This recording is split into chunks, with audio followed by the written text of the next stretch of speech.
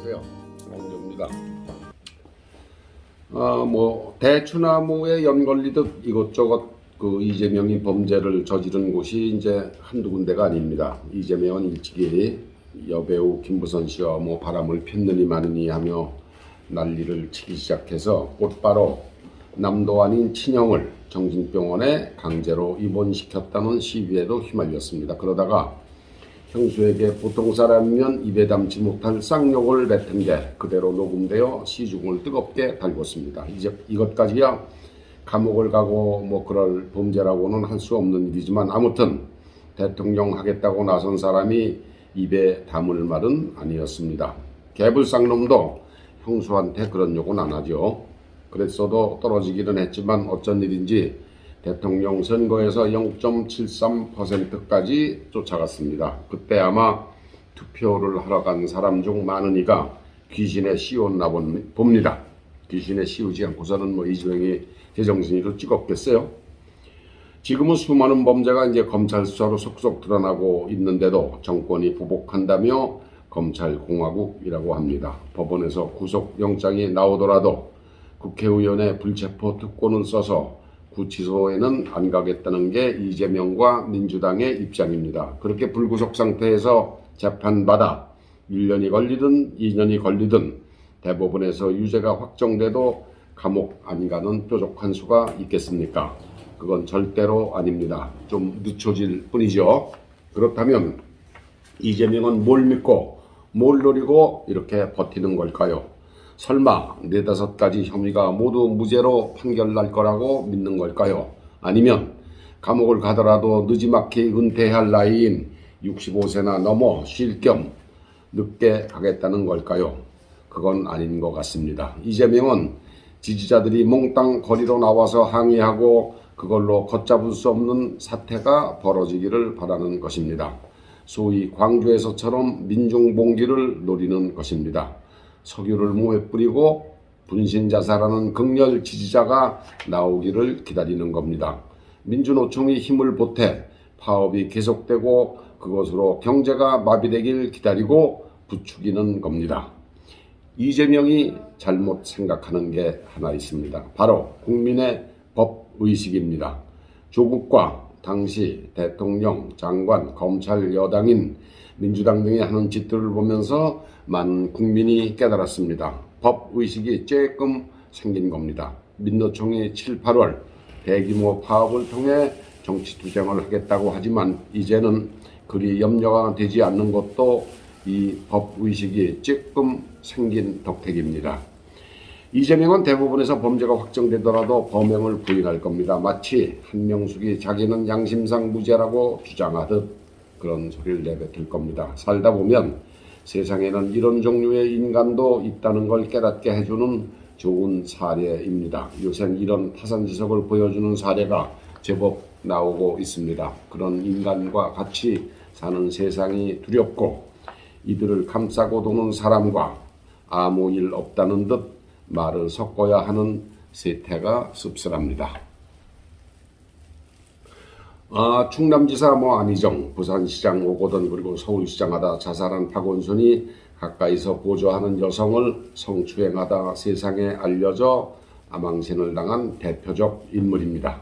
모두 좌파가 득세해서 정치를 쥐락펴락할 때 생긴 일이기도 합니다. 돈 있고 명망도 있고 권력이 있다고 해서 방송이나 신문에 광고해서 배우자를 찾지는 않습니다.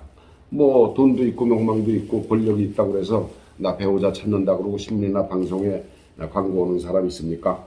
세계적으로 알려진 미남 미녀 배우들이 뉴욕타임스, 워싱턴 포스트 아니면 CNN의 광고에서 배우자를 찾지는 않습니다. 모두들 주변에서 배우자도 고르고 아름아름 소개도 받고 해서 사귀는 사람을 찾습니다. 옛날 왕들은 배우자를 고를 때 일정 기간 백성들이 결혼을 하지 못하게 막았습니다. 안희정, 오고돈, 박원순 등에게서 피해를 당한 여성들도 모두 주변에서 함께 일하던 여성입니다. 이놈들은 돈과 명성이 아닌 권력이란 힘으로 여성을 성착취했습니다. 돈과 명성은 사람을 끄는 매력일 수 있습니다. 그러나 권력으로 또는 저항할 수 없는 힘으로 상대를 짓눌러 성적으로 갈취하는 것은 다른 이야기입니다. 어떤 사람에게는 권력도 매력일 수 있지만 권력이 매력이 되면 이미 옆길로 빠졌다는 의미입니다. 엄밀한 의미에서 권력, 파워란 말 자체가 사실 존재해서는 안 됩니다. 권력 자체가 있어서는 안 되고 써서도 안 되는 것이 이상사회입니다. 하지만 이건 불가능하고 그래서 불가피하게 권력을 쓰더라도 자제해야 하는 겁니다. 우크라이나 전쟁에서 러시아 군인들의 강간 범죄가 극성을 부리고 있다는 소식입니다. 힘으로 돈이 아닌 몸을 빼앗는 것이 강간입니다. 강간당한 여성은 자칫 마음도 망가집니다. 그래서 돈 뺏는 강도보다 몸을 뺏는 강간이 더 악질 범죄인 겁니다. 일부 러시아 군 지휘관들은 부하들 성폭행을 막기는커녕 사기를 올리는 방법의 하나로 조장하기까지 한다고 합니다. 전쟁은 이렇게 죄 없는 약자에게 엄청난 고통을 안깁니다.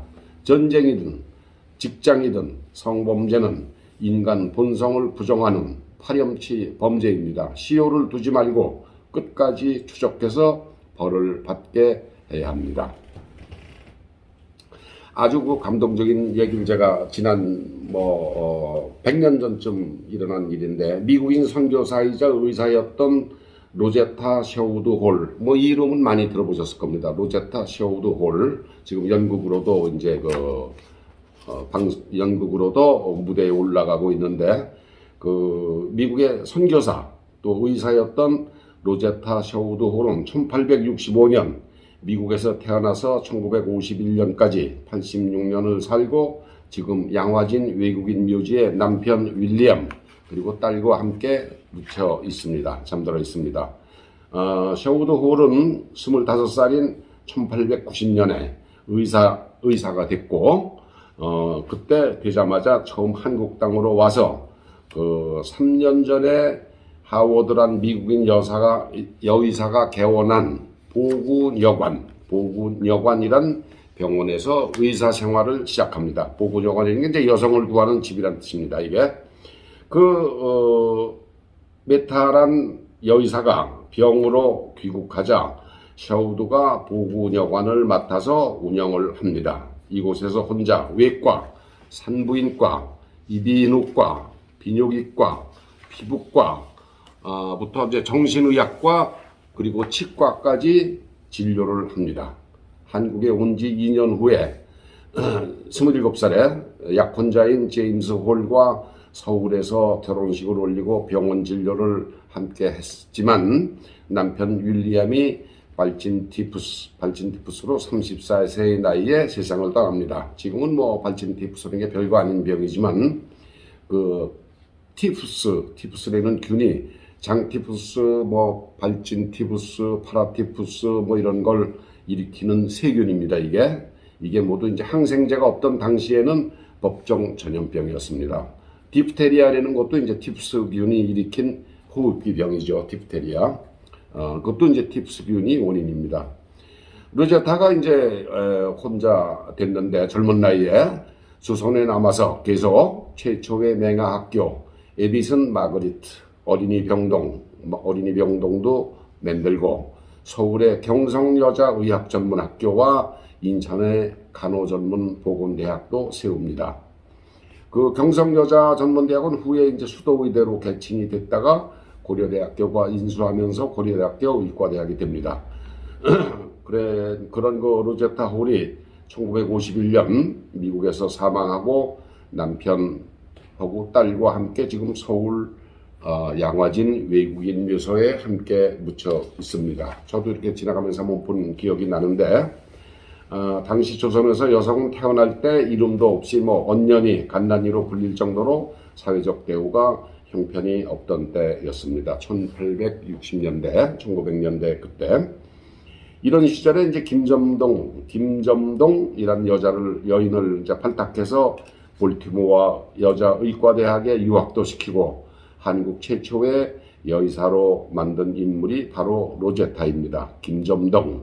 김점동은 로제타보다 11살 어린 1876년에 태어나서 34세인 1910년에 죽었습니다. 1910년 남편 성 박씨인데 박씨를 따서 기독교 세례명 에스타, 그래서 김점동이라는 이름 대신에 박에스타로 전해집니다. 이 박에스타가 다시 한번 말씀드리지만 한국 최초의 여의사입니다. 1876년에 태어나서 34년을 살다 1910년에 죽었습니다. 이 박에스타가 한국 최초의 여의사. 저는 교회는 안 나가지만 한국에 기독교를 전파한 초기 외국인 선교사들을 누구보다도 존경합니다. 저는 카톨릭을 교회를 나갑니다만은 그 선교사들의 인류애를 실현한 열정 참 대단했습니다. 죽음으로 신앙을 고백하고 전파를 한 가톨릭 신부들도 물론 있습니다만 그것보다 한 발 더 나아가서 생명을 바쳐가며 사회봉사를 겸비한 신앙의 전파가 더 보람이 있지 않나 하는 생각을 해봅니다. 곧 봄이 됩니다. 여러분, 지하철 2호선이 지나다니는 양화대교 북쪽 양화진 외국인 묘소를 찬찬히 한번 둘러보십시오. 꽃으로 장식된 예쁜 정원에서 봄 내음을 한껏 맡으며 우리 한국의 근세사를 접할 수도 있습니다. 네이 만드는 그 쌍방울, 네이, 저도 쌍방울 네이를 입고 있습니다. 네이 만드는 쌍방울이 50여 개의 반개회사를 거느리는 기업 그룹으로 컸습니다. 최근 50여 개의 반개회사라고는 하지만 대부분 자금을 빼돌려 빙빙 돌리다 결국에는 개인이 착복하기 위해서 세운 종이회사죠. 페이퍼 컴퍼니입니다.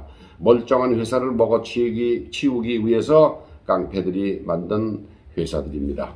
이 쌍방울이 북한에 스마트 농장을 만들겠다고 800만 불을 불법으로 보냈습니다. 제가 이 글을 쓰고 나서 곧 그게 1000만 불로 늘어났는데 하여튼 1000만 불, 120억에 해당하는 돈을 북한으로 보냈는데 북한의 2022년 작년 총 수출액이 1억 5천만 불입니다.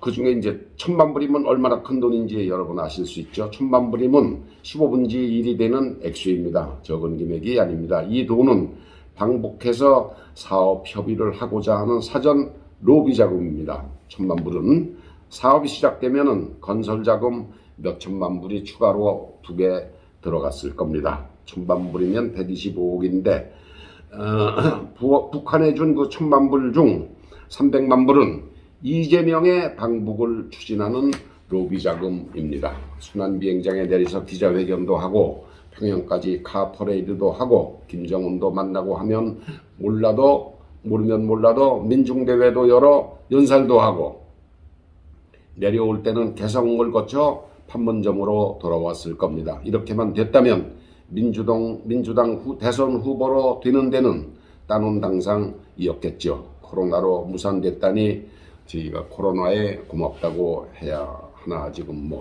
그러네요. 심정이. 스마트 농장을 설치하려면 어마어마한 자금이 들어갑니다. 열악한 북한의 전기 사정을 감안하면 별도의 발전 설비도 필요하고 전자장비도 설치해야 합니다. 디젤, 경유 등 발전용 기름도 계속 대줘야 합니다. 스마트 농장이 되는 게 무엇입니까?